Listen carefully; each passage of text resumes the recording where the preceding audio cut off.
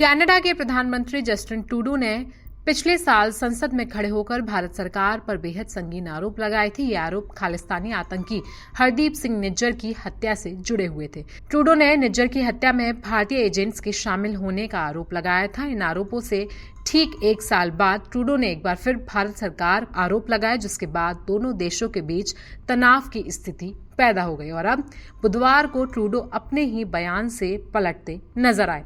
बता दें कि ट्रूडो कनाडा चुनाव में विदेशी हस्तक्षेप की जांच कर रही समिति के सामने पेश हुए। उन्होंने समिति के समक्ष पेश होते हुए कहा कि इस बात के विश्वसनीय सबूत हैं कि निज्जर की हत्या में भारतीय एजेंट्स शामिल थे। उन्होंने कहा कि उनकी सरकार ने निज्जर की हत्या को लेकर भारत सरकार को सिर्फ खुफिया जानकारी दी थी। भारत सरकार को इस संबंध में किसी तरह के ठोस प्रमाण मुहैया नहीं कराए गए थे। उन्होंने आगे कहा कि हम पर्दे के पीछे से इस मामले पर भारत सरकार से सहयोग करने की कोशिश कर रहे थे, लेकिन उन्होंने हमसे कहा कि हमारे खिलाफ आपके पास जो सबूत हैं वो हमें मुहैया कराएं।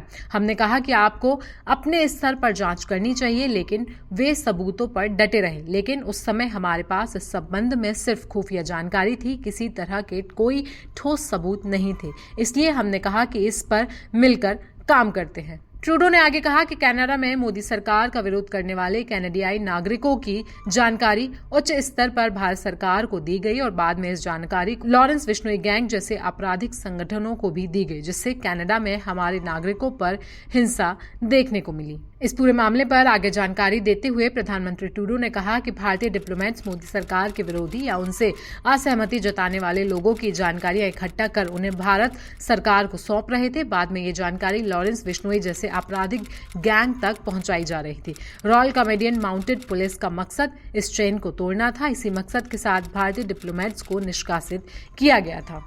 बता दें कि पिछले साल जून में कनाडा में सरेआम एक गुरुद्वारे के बाहर गोली मारकर निज्जर की हत्या कर दी गई थी। निज्जर खालिस्तानी आतंकी था, खालिस्तान टाइगर फोर्स का चीफ था।